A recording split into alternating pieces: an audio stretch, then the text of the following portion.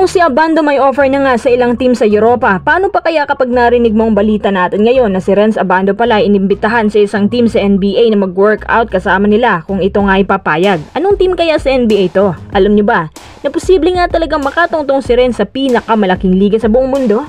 Second update, Jordan Clarkson nagse-celebrate po ngayon kasama ng mga Pinoy dahil kabilang siya sa top 100 best NBA players ng ESPN, kasama din ang 3 pang Jazz players.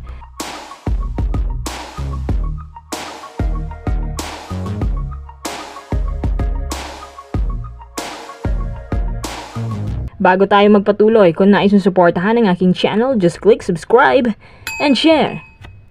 Sa unang game pa lang ni Abando, talaga namang agresibo agad ang stats niya na naglalaro sa 15 PPG at 2.1 blocks per game. Di ba nabalitaan nyo na si Renz ay naimbitahan din ng mga team sa European Leagues para doon mag-ensayo at nagbabaka sakali na makuha nilang high leaper na to. Kaso nagsimula ng KBL season at si Renz ngang inaasahan sa anyang KGC. Siya ang magiging tagabuhat bunsod ng pag-alis ng 2 star players sa kanilang team. Ang hindi alam ni Renz na ito pala ay minaman-manan ng ilang scouts hindi mula sa Europa, kundi pati na rin sa NBA. Anong team sa NBA kaya to? Sa pagkakaalam ko, yung mga rumors Golden State, pero sa source Miami Heat. Mukhang susubukan nilang gumamit ng Filipino roots. Naging interesado ang team na to dahil sa napakagandang performance sa World Cup at alam nila na siya nga ay may potensyal. Si Renz daw ay inimbitahan sa NBA para mag-workout sa kanila. Ang tanong nga ay kung pwede pa bang umalis si Renz sa Korea gayong nagsisimula ng kanilang regular season, at kung ganito nga, anong plano ng Miami sa kanya? Bakit nila ito inimbitahan? Hanggang ngayon, marami pa rin ang hindi naniniwala na may makakatungtong na pure-blooded na Pinoy sa NBA. Si Kai Sotto na tanging inaasahan natin, hindi nga matuloy-tuloy ang pangarap. Gaya ni Abando, lagi ding naiimbitahan si Kai sa iba't ibang mga NBA teams. Kung tutusin, mas marami pa ngang natatanggap na invitation ni Kai kaysa kay Renz. Pero sa huli, sa bilig lang palang bagsak niya. Kung itong si Renz kaya, diretsong tanong, makakakuha kaya ito ng roster spot sa NBA? Hindi naman sa minamaliit natin si Renz, pero yung galing niya hindi pa masyadong sapat para sa NBA. Alam niyo ba kung ano ang weakness ni Renz?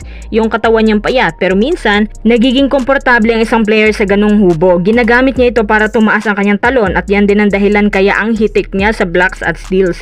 Maniniwala lang ako na makakatungtong si Renz sa NBA kung mag-i-improve pang lalo ang kanyang shooting. Yung athleticism nandyan na yan, yung basketball IQ niya, yung versatility niya na kaya niyang laruin ang 3 at 4. Kapag ganito si Renz, sigurado ako na makakatungtong yan. Ang kailangan lang ni Renz yung perfect agent at handlers para dito.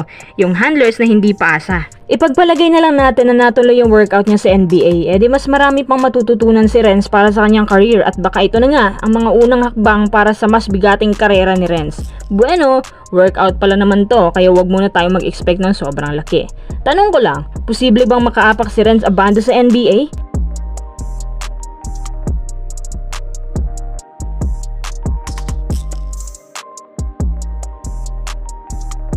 Alam nyo ba na si Jordan Clarkson, mga quiz, kabilang po sa top 100 best NBA players? Base po ito sa selection ng ESPN. Nagsiselebrate po ngayon si JC kasama ng ibang Pinoy na laging sumusuporta sa kanya ng live. Dahil sa balitang to, parang dinala lang ni JC ang buong Pinas dahil sa crowd ng binibigay niya tuwing may laban. At tingnan mo, may nagpapa-fan sign pa tapos yung Gilas jersey pang dala. Kung naitatanong nyo, si JC po ay ika-77 player sa listahan ng ESPN. May nagsasabi pa nga na masyadong underrated si JC. Masyadong mababa lang ang pagkakalagay sa kanya sa listahan.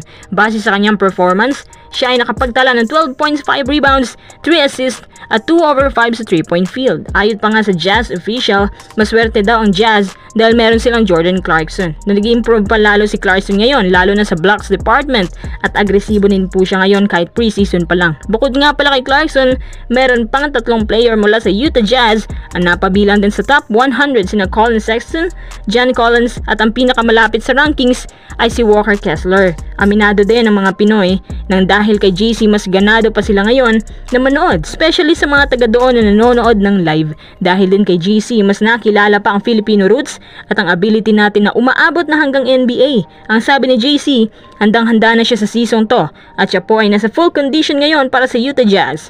Good luck sa iyo, Jordan Clarkson, at congrats sa iyong top 100 best NBA player selection.